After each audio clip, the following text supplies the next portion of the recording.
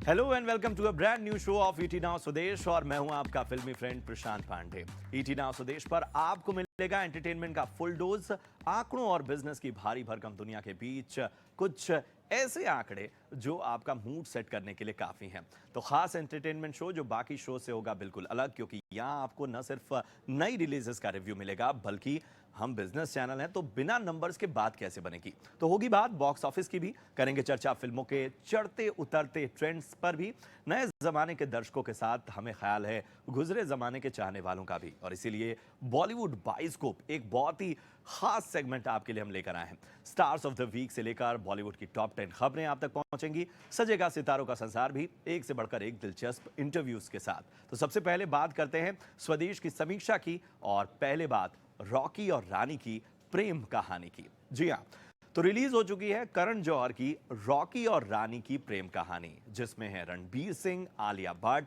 धर्मेंद्र, शबाना आजमी, जया बच्चन और बाकी के कैरेक्टर आर्टिस्ट। तो कैसा है ऐ दिल है मुश्किल के इतने सालों बाद इस फिल्म में करण जौहर का बतौर डायरेक्टर आना? कैसी रही आलिया और रणवीर सिंह की केमिस्ट्री? क्या इमोशंस का तड़का करेगा कमाल? क्या होगा करण जौहर का कमबैक? इन्हीं सब पहलुओं पर करेंगे बात मेरे इस खास रिव्यू में।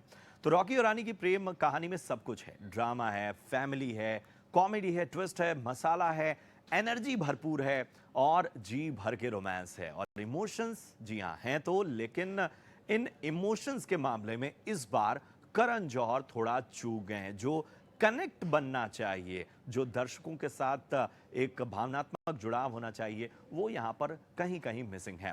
कुछ सीन्स को छोड़ दें तो कहीं पर भी ये फिल्म आपको जज्बाती नहीं करती, लेकिन ये प्रोग्रेसिव फिल्म है। जी हाँ, करण जौहर की टिपिकल आपने जो फिल्में देखी हैं ये है तो वैसी ही, लेकिन उसके बावजूद अपने सब्जेक्ट में, उसके ट्रीटमेंट में और अपने कहानी कहने के अंदाज में ये प्रोग्रेसिव है। ये प्रोग्रेसिव कैसे है उसके लिए आपको फिल्म देखना होगा, मैं कोई स्पॉइलर नहीं देने वाला। सबसे खास बात यह है कि ये बड़े पर्दे पर बड़ी खूबसूरत सी लगती है, एक एक फ्रेम बहुत ही सुंदर लगता है, विजुअल्स आंखों को अच्छे लगते हैं, लोकेशंस जो हैं वो आपका मन मोह लेते हैं, गाने और किरदारों के रंग पूरा मजा लाते हैं। कहानी है रॉकी और रानी की, जो कि एक बड़े खूबसूरत से ट्विस्ट के साथ करीब आते हैं। प्यार होता है, बात शादी तक पहुंचती है, मगर मामला फंस जाता है। फैमिली का बड़ा बखेड़ा होता है और फिर कई पहलू सामने आते हैं। इस फिल्म की कहानी अच्छी है, डायलॉग्स जबरदस्त हैं, खास तौर पे फर्स्ट हाफ में रणवीर सिंह के हिस्से में जो डायलॉग्स आए हैं, जो वन लाइनर्स हैं और जो कॉमिक सीन है, वो पूरी तरह से इस फिल्म को पकड़ के रखते हैं। सेकंड हाफ में फिल्म कमजोर हो जाती है, फिल्म वही टिपिकल करण जौहर फिल्म नजर आती है, खिंची हुई भी लगती है। म्यूजिक इस फिल्म का अच्छा है और मेरा यकीन है कि जब इस फिल्म को आप देखकर निकलेंगे तो इसके बाद इसके सॉन्ग्स को आप अपनी प्लेलिस्ट में ऐड करेंगे। फिल्म के ड्रामा वाले सीन्स भी स्ट्रांग हैं, मगर वही जो मैं बात कह रहा हूं कि वो जो कनेक्ट रहता है इस तरह की फैमिली ड्रामा फिल्मों में, वो यहां पर नजर नहीं आता, मिसिंग है। वो इमोशनल कनेक्ट बन जाता तो फिल्म अलग लेवल पर होती। करण जौहर इस फिल्म को रियलिस्टिक भी रखना चाहते थे और वहीं अपने पुराने तौर तरीकों में भी फंसे थे, और इसी वजह से वो एक जो टच चाहिए था, जो आमतौर पे करण जौहर की फिल्मों में होता है, वो कमी आपको नजर आती है। इसे रेगुलर फैमिली ड्रामा ये फिल्म बना देती है और कई बातें अनरियलिस्टिक भी लगती हैं। एक्टिंग की बात करें तो फुल नंबर देने होंगे रणवीर सिंह को, उनका कैरेक्टर, कॉमिक सीन, ये सभी जबरदस्त हैं, जबकि इमोशनल सीन्स में भी वो कुछ एक सीन्स बहुत ही जबरदस्त तरीके से निभाए गए हैं। आलिया फिल्म में अच्छी हैं, उन्होंने बेहतर तरीके से काम निभाया, लेकिन मेरी नज़र में वो गंगूबाई वाले एटीट्यूड के साथ ही यहाँ पर एक्टिंग करती हुई नजर आई। हालांकि उनका काम असरदार है, मगर फिल्म का असल सरप्राइज है जया बच्चन। उनका काम देखकर नए एक्टर्स को सीखना चाहिए कि किस तरह से आपको रिएक्शन देना चाहिए। एक अलग तरह का सेटिस्फेक्शन वो दर्शकों को देती हैं अपने काम के जरिए। धर्मेंद्र प्यारे लगे हैं तो शबाना आजमी की जितनी तारीफ की जाए कम है। बाकी के किरदार में सभी एक्टर्स ने शानदार काम किया है। कुल मिलाकर एक बार देखने लायक है रॉकी और रानी की प्रेम कहानी। मेरी तरफ से फिल्म को 5 में से 3.5 स्टार्स। बस करण जौहर से एक गुजारिश है कि जब आप फैमिली ड्रामा बनाते हैं तो जरा रोमांटिक पहलुओं में, इंटीमेसी से अगर आप परहेज करेंगे तो और ज्यादा बेहतर होगा, क्योंकि दर्शक ये सोच के जाता है कि साहब फैमिली फिल्म है, लेकिन ढेर सारे ऐसे सीन्स आते हैं जो थोड़ा सा उसे असहज कर देते हैं। तो ये रहा रॉकी और रानी का मेरा रिव्यू। चलिए अब बात कर लेते हैं बॉक्स ऑफिस की। और बॉक्स ऑफिस की बात इसलिए क्योंकि पिछले दिनों एक अलग सा ट्रेंड नजर आया। हम देखते रहे हैं कि पिछले कुछ सालों में साउथ की फिल्में हिंदी बेल्ट्स में कमाल करती आई हैं। वहीं पिछले 2 हफ्ते में बॉलीवुड फिल्मों को एक टक्कर और मिली है और वही है हॉलीवुड फिल्मों से। इस वक्त हमारे साथ जाने माने ट्रेड एक्सपर्ट और फिल्म एक्सपर्ट अमित कर्ण हैं। चलिए उन्हीं से समझने की कोशिश करते हैं। अमित, बहुत बहुत स्वागत आपका ईटी नाउ स्वदेश में। हॉलीवुड का मार्केट शेयर जो है वो कितना बढ़ा है इस बीच, और खास तौर पे अगर पिछली 3 रिलीजेस की बात करें, ओपेनहाइमर, MI7 और बारबी, क्या वाकई डोमिनेट कर रहे हैं ये? शेयर है हॉलीवुड फिल्मों का इंडिया में, वो काफी ज्यादा बढ़ा है। मतलब ट्रेड जानकारों की हम लोग अगर उनके आंकड़ों की माने तो 30% तक मार्केट में इनके हिस्सेदारी बढ़ चुकी है। मतलब 30% का शेयर हो चुका है हॉलीवुड की फिल्मों का इंडिया में। और इसके बढ़ने की वजह ऑब्वियसली इनका कंटेंट तो है ही, कि लोग सिनेमा घरों में जाके कलेक्टिवली इसे देखना चाहते हैं, क्योंकि इनकी फिल्मों का जो टेक्निकल फिनेंस है, फाइननेस है, वो हिंदी की फिल्मों में या इंडियन फिल्मों में थोड़ी कम मिलती है। तो एक जो सिनेमा घरों में कलेक्टिव व्यूइंग का एक्सपीरियंस है, वो इनकी फिल्मों से मिलता है। और जिसकी वजह से ये फिल्म दर फिल्म काफी ज्यादा बड़े होते जा रहे हैं इंडियन मार्केट्स में। और इसकी शुरुआत मतलब 94 से ही हो चुकी थी, जुरासिक पार्क से।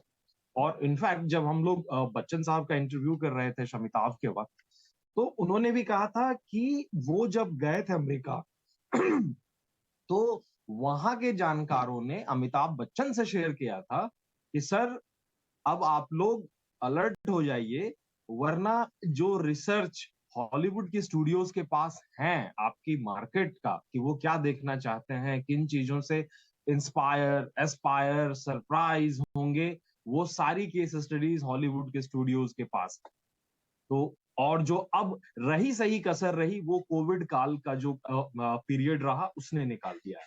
तो एक घंटी मतलब तो है खतरे की घंटी की इंडियन फिल्म मेकर्स को अलर्ट होना चाहिए। बिल्कुल, तो खतरे की घंटी है फिलहाल जिस तरह की स्ट्रेटजी हॉलीवुड स्टूडियोज अपना रहे हैं और जिस तरह का रुझान बढ़ा है भारतीय दर्शकों का। अमित, एक चीज और समझना चाहेंगे, बड़े हॉलीवुड स्टूडियोज आजकल हम देख रहे हैं कि भारत में पूरी दुनिया से पहले रिलीज कर देते हैं फिल्म। हॉलीवुड की प्लानिंग क्या है और क्या भारत पर फोकस बढ़ा है, और अगर ऐसा है तो ऐसा क्यों है? जी हाँ, एग्रेसिव होने वाली इसकी मतलब दो वजह हैं। इनकी जो मूल वजह यह है कि इंडिया सबसे बड़ा मार्केट है हर फील्ड के लिए। 130-40 करोड़ की हम आबादी के देश बन चुके हैं, चाइना को पछाड़ चुके हैं। चाइना के हालात अलग हैं सिनेमाज के मामले में, कि उधर नॉन चाइनीज फिल्में, जो मतलब नॉन चाइना की लैंग्वेज की फिल्में हैं, उनकी रिलीज पर कैप है। इंडिया में ऐसा नहीं है। इंडिया में आप जितनी मर्जी आप जो है वो हॉलीवुड की या चाहे दुनिया के किसी भी देश की फिल्मों को रिलीज कर सकते हैं, और वो भी चाहे जितने नंबर्स में।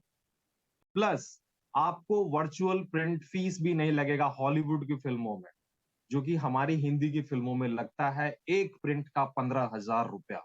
यानी अगर आपको अपनी हिंदी की फिल्म या इंडिया की फिल्म 600 स्क्रीन पर लानी है, तो आपको 1.5 करोड़ रुपए का एडिशनल खर्च होता है। वो खर्च हॉलीवुड की फिल्मों का बचता है। और सबसे बड़ी बात यह कि हॉलीवुड की फिल्मों के लिए इंडिया एक सबसे बड़ा मार्केट है, क्योंकि ये एक इमर्जिंग इकोनॉमी है। ऑब्वियसली हम लोग 3 से 4 ट्रिलियन या मतलब उसके आसपास डॉलर की इकोनॉमी मतलब बनने वाले हैं या बन चुके हैं। हमारी ग्रोथ रेट मत हिली नहीं है, कोविड आया तो भी नहीं हिली, 2008 की मंदी आई तो भी नहीं हिली है। तो यहाँ के लोगों के पास डिस्पोजेबल इनकम ज्यादा है। अभी 2 दिन पहले ही बॉम्बे एक सर्वे आया था कि पिछले साल के मुकाबले 50% ज्यादा लग्जरी हाउस खरीदे गए हैं अकेले बॉम्बे में। 2,000 से 3,000 करोड़ रुपए का पूरा टर्नओवर है उनका, सबसे ज्यादा वर्ली में हुआ। खैर, मतलब कहने का मतलब यही है कि जो इंडिया का मार्केट है उसके पास डिस्पोजेबल इनकम काफी ज्यादा है, और वो लोग कुछ एक्सपीरियंस करना चाहते हैं बड़े सिनेमा घरों में। उनके लिए टिकट रेट्स मायने नहीं रखता अगर आप उनको उनके टिकट की वैल्यू दे रहे हैं। यही वजह है कि हॉलीवुड इंडिया को एक एग्रेसिव तरीके से इसको पूरी तरीके से कैपिटलाइज करना चाहता है। और एक चीज और बस इसमें मैं ऐड करना चाहूंगा कि एक्चुअली देखा जाए तो जो हॉलीवुड का बिजनेस है, उनका 65% बिजनेस अमेरिका से बाहर के देशों से आता है। अमेरिका का मार्केट उनके लिए सैचुरेट हो चुका है, इसलिए वो इंडिया या फिर एशियन कंट्रीज इन सबों को टारगेट कर रहे हैं अपने सिनेमाज के द्वारा भी। और जो बाकी चीजें हैं जो मतलब बच रही हैं वो नेटफ्लिक्स या अमेजोन के जरिए, और डिज्नी प्लस हॉटस्टार तो खैर है। बिल्कुल, तो एक ब्रॉडर पिक्चर अमित ने रखी कि किस तरह से जो हॉलीवुड फ़िल्में हैं वो इस वक्त डोमिनेट कर रही हैं, उनकी प्लानिंग क्या है, रणनीति क्या है। बहुत-बहुत शुक्रिया करेंगे अमित हमसे जुड़ने के लिए और इस खास विश्लेषण के लिए। चलिए, यहाँ वक्त हो गया एक छोटे से ब्रेक का, लेकिन ब्रेक के उस पार एक बेहद खास सेगमेंट में हम याद करेंगे मोहम्मद रफ़ी को।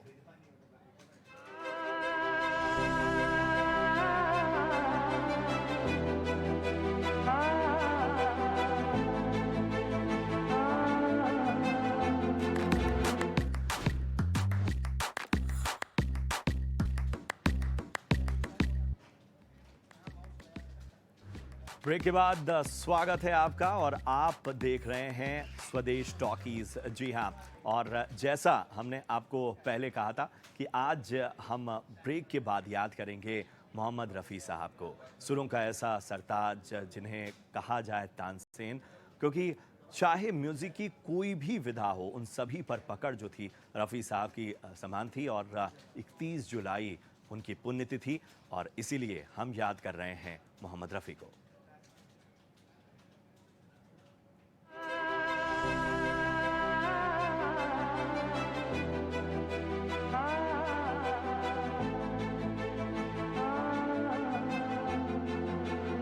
मोहम्मद रफी, वो नाम जिसने गायकी की दुनिया में बनाया खास मुकाम। शास्त्रीय संगीत हो, रोमांटिक गाने हो, सैड सॉन्ग्स, देशभक्ति गीत, भजन कव्वाली, हर तरह के गीत उन्होंने इस तरह से गाए कि वो गीत यादगार बन गए। मोहम्मद रफी ने 14 भारतीय भाषाओं के अलावा अंग्रेजी में भी 2 गाने गाए थे।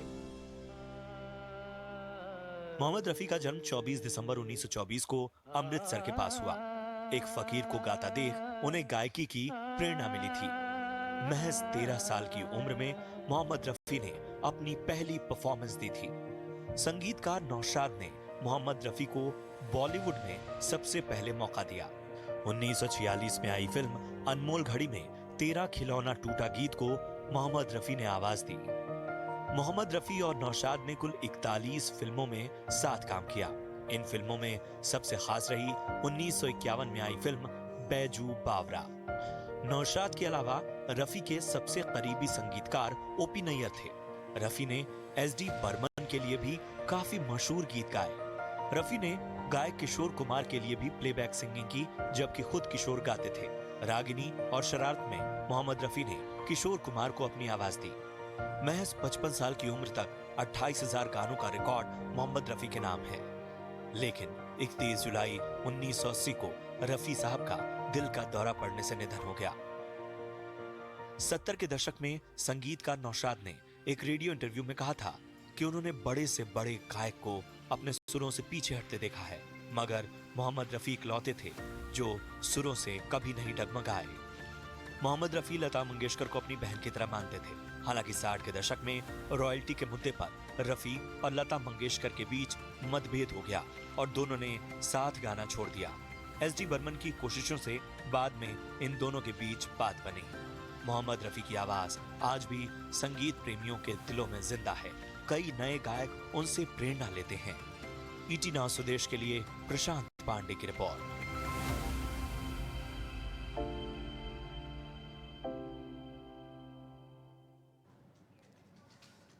तो रफ़ी साहब ने बहुत छोटे से जीवन में ही संगीत की दुनिया में, खासतौर पर प्लेबैक सिंगिंग की दुनिया में एक अलग मुकाम बनाया। चलिए अब बढ़ते हैं अपने अगले सेगमेंट की ओर और बात करते हैं उन खबरों की जो छाई रही इस हफ्ते। सनी देओल की फिल्म गदर 2 का ट्रेलर रिलीज हो गया है और इस ट्रेलर को काफी पसंद किया जा रहा है। एक ग्रैंड इवेंट में फिल्म का ट्रेलर जारी किया गया। आपको बता दें कि ये फिल्म 11 अगस्त को रिलीज होगी।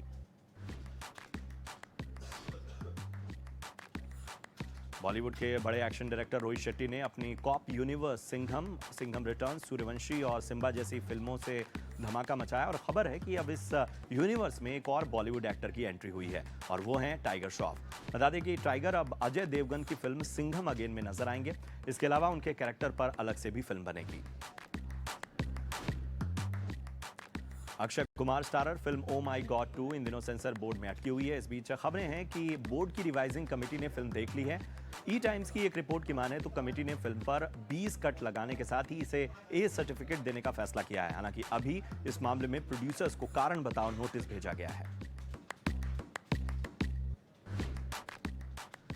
विक्रम के बाद कमल हासन कल की 2898 एडी में नजर आएंगे। खबर यह भी है कि उनकी इंडियन 2 को नेटफ्लिक्स ने 200 करोड़ रुपए में खरीद लिया है। फिल्म में एक बार फिर कमल का किरदार 90 साल के शख्स का होगा और जबरदस्त एक्शन फिल्म में नजर आएगा।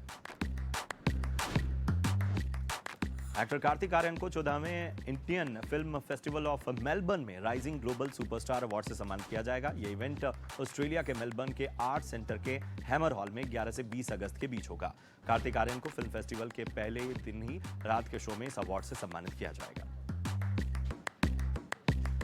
शाहरुख खान ने अपकमिंग फिल्म जवान से अपने को एक्टर विजय सेतुपति का फर्स्ट लुक पोस्टर शेयर किया है। इस पोस्टर में विजय सेतुपति विलन के अवतार में नजर आ रहे हैं। इस पोस्टर पर लिखा है dealer of death. Vijay Sethupathi film में नेगेटिव रोल में है।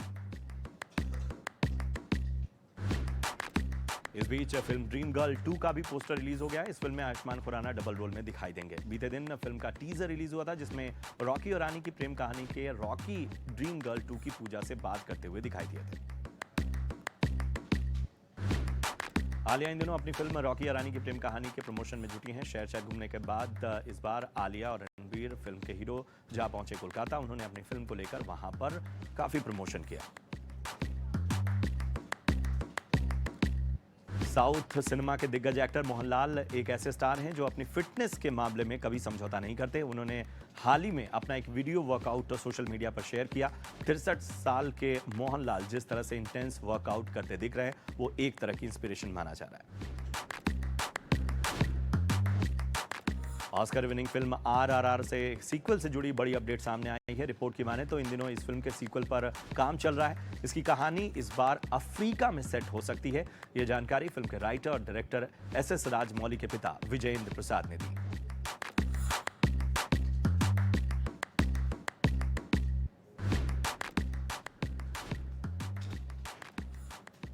और चलते चलते आपको दिखाते हैं एक्टर शारिब हाशमी का एक बहुत ही दिलचस्प इंटरव्यू और उनसे खास बातचीत की हमारी सहयोगी कविता थपलियाल ने। इन्हें आप जानते हैं, इनसे आप कनेक्ट करते हैं और आप में से अधिकतर लोग इन्हें बहुत ज़्यादा पसंद करते हैं। इनके एक नाम नहीं है, हालांकि एक नाम है, लेकिन जिस नाम से मैं इनको बुलाना चाहती हूँ वो है फिल्मिस्तान के सनी अरोड़ा, तल्ला दलाल के नलिन या फैमिली मैन के JK। हेलो जी। हेलो कैसे हो तुसी? अस्सी एकदम चंगे एकदम। अच्छा फंड हाउस मैं एकदम डर गया। समझ में आया फंड हाउस? नहीं, मैं फंडू हाउस में एकदम। तो अभी आप सोच रहे होंगे कि ये बॉलीवुड का आदमी बिजनेस में निवेश रणनीति क्या बताएंगे। तो आपके साथ आपके पैसों को लेकर, आपके हुनर को लेकर तमाम पहलुओं पर बात होगी, लेकिन उससे पहले मुझे शारिब की जर्नी पर बात करनी है और बहुत सारे लोग जो हैं इनकी जर्नी के बारे में नहीं जानते हैं। तो शारिब हाशमी की शुरुआत एज ए राइटर हुई थी? हाँ, शुरुआत actually as an assistant director हुई थी। अच्छा। हाँ, 98 में। ओहो, पुराना चावल हूँ मैं। हाँ, बहुत ज्यादा इतिहास है। तो वो उससे मैंने स्टार्ट किया था और उसमें मैं जो तो कौन सी फिल्में या शोज क्या असिस्टेंट? हम तुम पे मरते हैं एक फिल्म थी, हाँ, गोविंदा हाँ, जी हम और तुम उर्मिला जी पे मरते मरते धम। तो उसमें मैंने असिस्ट किया था, वो मेरा पहला काम था अच्छा। इंडस्ट्री में। अच्छा। तो उसके बाद वो फिल्म कंप्लीट हुई और फिर मुझे एक दोस्त ने कहा वो उसको कुछ काम मिला था डिस्कवरी के लिए, हाँ। ट्रांसक्रिप्ट करने के लिए हिंदी में। हाँ। तो राजुल मिश्रा मेरे कॉलेज के एक दोस्त हाँ। हैं वो, और उस वक्त तो सूरज बड़जात्या को असिस्ट करते थे, सूरज बड़जात्या अच्छा। जी को। तो उन्होंने मुझे बुलाया और बोला कि यार ये थोड़ा साथ में हिंदी में हेल्प कर दे। हाँ। तो मैंने लिखा साथ में बैठ के, तो उन्होंने बोला कि यार you have a flare for writing, मतलब हाँ। तेरी हिंदी भी अच्छी है और मतलब लैंग्वेज पे कमांड डिस्कवरी है। हुई आपकी तभी? हाँ डिस्कवरी से मेरी डिस्कवरी हुई कि मैं अच्छा राइटर हूँ, ये मुझे खुद नहीं पता था। हाँ हाँ तो उन्होंने बोला कि तुमको एज अ राइटर मतलब सोचना चाहिए अपने करियर के बारे में, एक्टर्स Okay. तो बहुत हैं। तब मैं हाँ, सोच रहा था कि मुझे एक्टिंग करनी है, बट उसने मुझे बहुत डिस्करेज किया हाँ कि बहुत एक्टिंग में बड़ी वो जद्दोजहद है हाँ, और हाँ। तू राइटिंग में कोशिश कर। और हाँ। उसे एक और काम मिल गया, अच्छा। एमटीवी के लिए लिखना था। अच्छा। रागेश्वरी लूम्बा जो उस वक्त ओह, काफी या, फेमस हाँ हाँ वीजे हुआ करती वीजे, थी। हाँ वीजे हाँ, सिंगर पॉप हाँ, स्टार मतलब। हाँ तो उनका एक शो था एमटीवी के लिए, तो वो मिला तो वो भी हमने साथ में लिखा। हाँ। वो उनको बहुत अच्छा लगा तो उन्होंने हमको हायर ही कर लिया एज राइटर। अच्छा तो ऐसे धीरे धीरे मैं सडनली मतलब मैं कब फुल फ्लेजेड राइटर बन गया मुझे पता ही नहीं चला है ना? हाँ तो मतलब राइटर की दुकान सेट हो गई वहाँ से? Yes yes. फिर मैंने काफ़ी शोज लिखे। रेंजी वर्गीस, एक हम पार्टनर्स थे पूरे, मैं रेंजी वर्गीस और हाँ। राजुल मिश्रा। हाँ। हम तीनों मिलके कॉलेज के सारे तीनों साथी थे हम। हाँ और हम लोगों ने साथ में लिखना शुरू किया। हाँ फिर बाद में मैंने एमटीवी ज्वाइन कर लिया एज इन अच्छा। House writer. अच्छा। और वहाँ पे 4 साल था। और तो मतलब जो पहली कमाई हुई आपकी वो एज अ राइटर हुई? पहली कमाई जो पहली कमाई तो मैंने मतलब यूरेका फोर्ब्स में एक्वागार्ड बेच के Really? ये भी काम कमाई किया थी। शारिब ने? शारिब ने एक्वागार्ड भी बेचा है, ये किसी को नहीं पता होगा। 1600 मिले थे जेके उसके। ने, सॉरी जेके और नलिन ने एक्वागार्ड भी बेचा है। अच्छा और वहीं से मुझे आदत पड़ गई थी डोर स्लैम्स की। वो जो रिजेक्शन जो एक्टिंग के टाइम पे जब मुझे ऑडिशन के टाइम पे मिलते थे, हाँ तो वो मुझे उसकी प्रैक्टिस यूरेका फोर्ब्स हमें नहीं एक्वागार्ड चाहिए। बेचते अच्छा, थे। हमें नहीं चाहिए, हमें जाओ नहीं यहाँ से चाहिए। जाओ यहाँ से, किसी और के दरवाजे पे जाओ। हाँ सीधा। क्योंकि हम बाद में जब आराम नगर में ऑडिशन के लिए जब हम लोग वो कास्टिंग ऑफिसर्स के दरवाजे खोलते थे, हाँ। वो भी ऐसे ही बंद करते थे, नॉट चाहिए, नहीं चाहिए, हमें नहीं चाहिए। तो वैसा था। चलिए, तो राइटर का सफ़र तो हमने जान लिया, लेकिन एक्टर का सफ़र शारिब का बिल्कुल भी आसान नहीं था। और ये जैसे कि हम आपको एसआईपी का हमेशा कहते हैं ना, किश्तों में निवेश कीजिए, तो शारिब के साथ भी एक्टिंग की कहानी किश्तों में पिकअप हुई है। हाँ हाँ है ना? बिल्कुल बताइए। एकदम। किश्तों में एक तो मैंने डिसाइड ही बहुत लेट किया अच्छा, कि मुझे एक्टिंग करनी है, क्योंकि राइटिंग पैमाना वाइटिंग क्या शुरू हो है गई। जल्दी और लेट का?